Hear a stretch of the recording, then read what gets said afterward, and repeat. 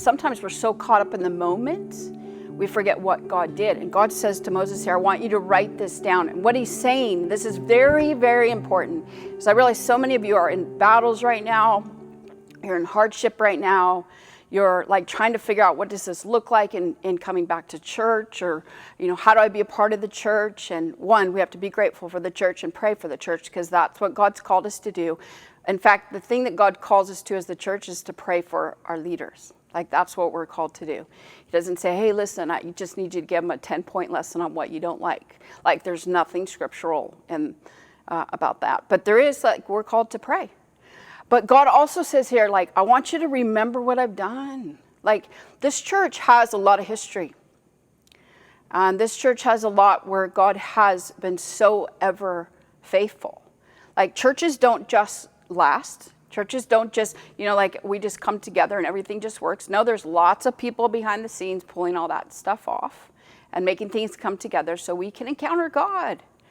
But remember what God's done. So God is saying to Moses, Joshua is going to need to remember this. And why Joshua is going to need to remember this is because they're going to keep getting harassed. And sometimes I think, well, if I was doing the right stuff, then I wouldn't have anything go bad. Well, that doesn't even make any sense. Good things happen to bad people, bad things happen to good people. Life just doesn't make sense. We're in a battle until Jesus comes again.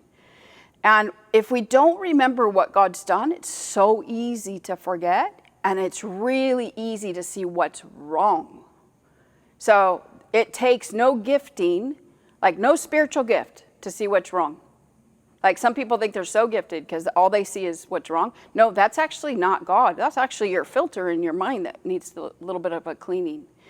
But it actually takes some effort to remember, go back to get lenses for your future. What did God do in this church? What did God do with these people? What did God do in my life? How did God come through in your life?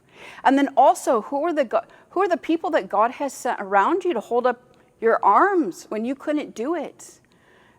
Because if we forget that, then we forget the provision. That's one of the ways that God provides for us. So we write these things down and we remember these things, because if we don't, then we will forget. We are forgetful people. And it's so easy we forget stuff after we leave church. That's really the truth. We go to church and we're super changed. And then we almost, want to crash into the person, leaving the parking lot. We just forget so quickly. And the scriptures are a great reminder to remember. Just remember what God's done. And remember where God has come through and where God has been good to you. And then I love how this actually finishes. It talks about the altar, verse 15, where it says, make an altar. Moses built an altar and called, the Lord is my banner. He said, for hands were lifted up to the throne of the Lord. The Lord will be at war against the Amalekites from generation to generation. So again, God is saying, I want you to remember this. I want you to write this down. But then he also reminds them, one of his names, Yahweh Nissi, which actually is the banner of the Lord. And what this means is it's a sign, it's a rallying place where God is saying that everyone can rally around the name of God, the banner of God above us, that he is the one who's promised us, that even though I get harassed, even though I have hardship, even though I have pain, even though I'm walking through this illness, whatever it is, that God's banner over me is that he knows what's happening. He's fully aware.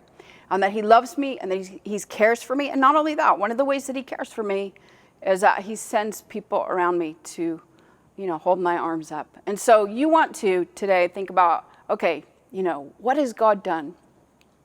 And who are the people that God's placed you around? And just to begin to be thankful for all that God's done. And also, how do we, go forward, as a church, post, we're still kind of, obviously in COVID, I think probably will be for a while, but how do we actually go forward, as the church, where we are a family, where we are an army, where we're a hospital, people can come and bleed, they can be hurting, that they can get the help that they need. And that's really what we're called to as the church. So I just want to encourage you and remind you of those things today. I pray actually that, God speaks to you, that God encourages you, but also that God challenges you in things that maybe you need to get challenged in.